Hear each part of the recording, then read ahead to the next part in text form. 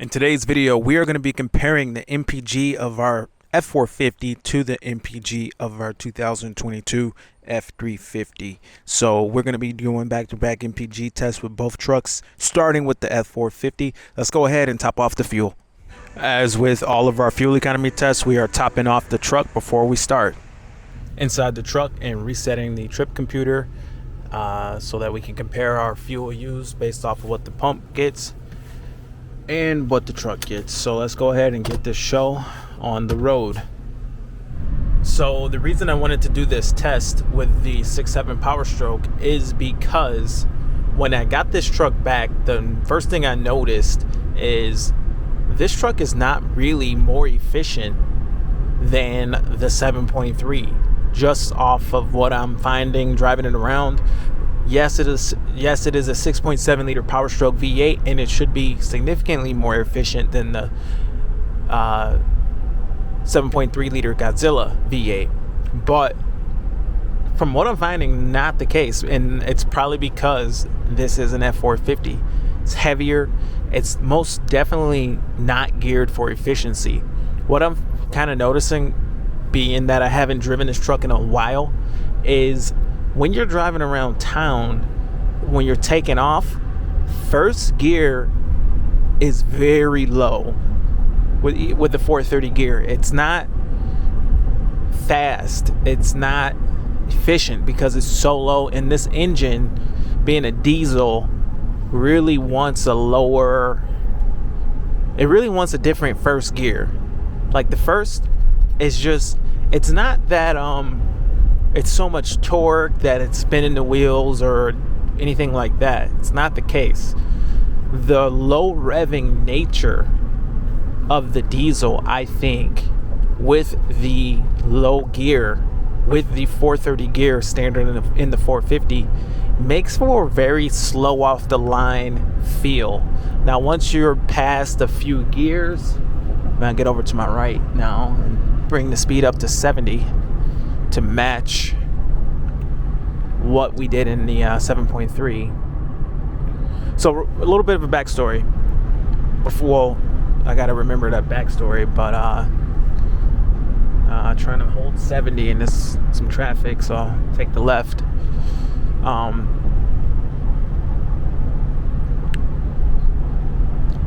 So yeah, I think the 430 with the first gear, with the new 10-speed, they grabbed first gear a little bit lower.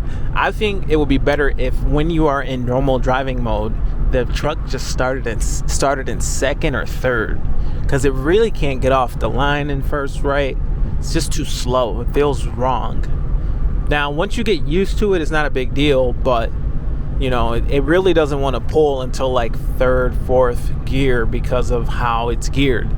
So that's kind of one of the cons. And then too, with that gear being where it's at, it's not efficient around town. If there's a lot of taking off, a lot of stopping, it's just literally the 7.3 is probably more efficient around town than this. But that's kind of what got me thinking about, you know, which one's really going to be more efficient, because on this same exact run, the 7.3 returned 15 miles per gallon on the same run that we're doing now. So a little bit of a backstory with this whole test. I do not actually have the 7.3 liter Godzilla truck right now, the F350. It is at A-Rod's shop getting fixed. So I'm just gonna have to link some old footage where we already did this test, and we're gonna have to compare this against that truck based on the fact that we did this test before. So we're gonna have to use our imaginations here and pretty much assume, you know, I mean, you guys can understand, I'm sure. But it's interesting because I've kind of toyed around the idea of just selling this truck and keeping the 7.3. And I was actually very impressed with what the 7.3 could get as far as MPG. Now, I do think the diesel is far superior to the 7.3. I mean, the level of torque, you have 1,050 foot-pounds of torque. You have more than double the torque, and you can feel it. It's a sports car. It's a sports truck, in my opinion. The way it performs, it's just smiles. You know, it's like people will say to me, why do you want such a nice truck or such a big truck or whatever, why a 450? Well, why have a Corvette? Why are there sports cars? Why does that stuff even exist? Well, same kind of thing. I mean, why not? Because you can.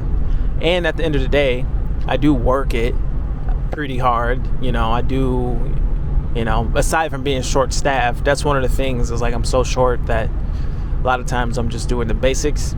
But yeah.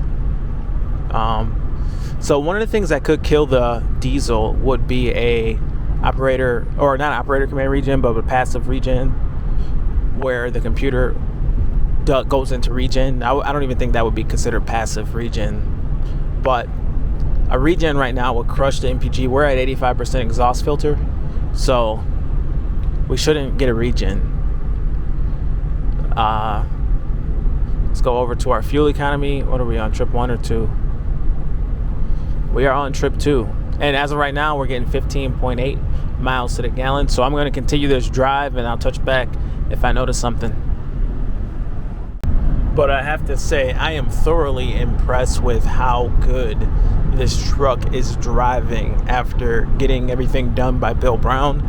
It's crazy. This truck literally drives better than it did the day it went in. This truck always kind of wandered a little on the highway, and whatever they set this alignment to, it's perfect. It's like, man, you hear so many complaints about highway driving with the 450s, and it really makes you wonder, do they align these things right from the factory? Like, is that whole setup in the factory even up to par? Because it's interesting, at Bill Brown, they were saying that they didn't have the big alignment rack for the 450, but they wanted to get the vehicle to me, so they aligned it with something a little bit smaller, but they might actually want to have it back when the big machine is reinstalled because they're moving it or something. But the way it drives now is so good that it drives just like the other trucks that I own. It drives very nice. It drives better. The other tires that were on the front were pretty worn in, so they were wandering a little. But I just gotta say, I'm thoroughly impressed with how they've aligned this truck. It is very, very nice. So we're putting it through its paces right now. We've gotten it back and we're just driving it. We are at 17.1 miles to the gallon, so not doing bad. But yeah, I'm gonna go ahead and continue the fuel MPG test, the fuel test, and I will go ahead and top it off, and we'll see how much fuel, how many gallons of fuel this truck burns. See you guys at the fuel station. Back at the gas station, and we were able to get this same pump. The truck returned 17.7 miles to the gallon for a total miles driven of 29 miles. Let's go ahead and see how much fuel we burned. For a total of 1.9 gallons used at a cost of $10.92.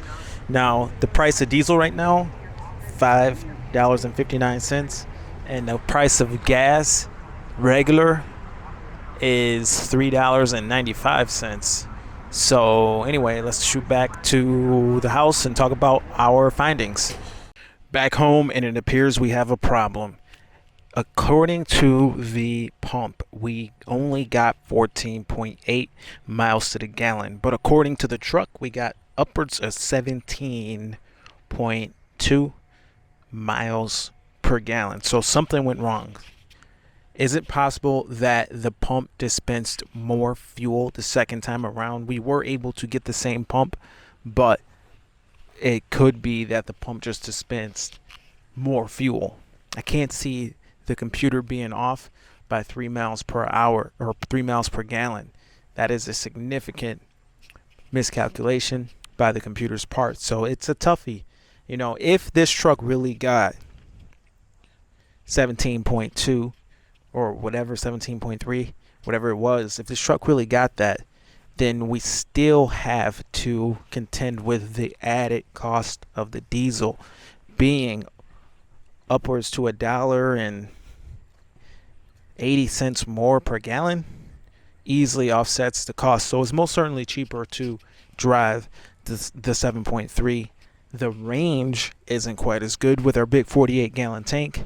You fill it up for like $180 right now, 190 bucks right now, and it's good for a while. It's good for a good amount of range, 550 miles. So it's up in the air now. For our test with the 7.3, as said in the video while driving, we do not have the 7.3 right now, but we've done the same test, the same loop with the truck. The mileage will be slightly different because when I was in a 7.3, I was able to make a left turn, and I'm actually not supposed to turn left there, but I'm able to make that turn, whereas this loop with this truck was 29 miles even. The loop with the 7.3 is 28.2 miles because I had to drive 0.8 extra miles to turn back around to get onto the freeway. So anyway, I'm going to run that clip. It's old footage. If you follow the channel, you've probably already seen it. So this might be the end of this video for you. But if you haven't seen it, here is the clip. Roll it.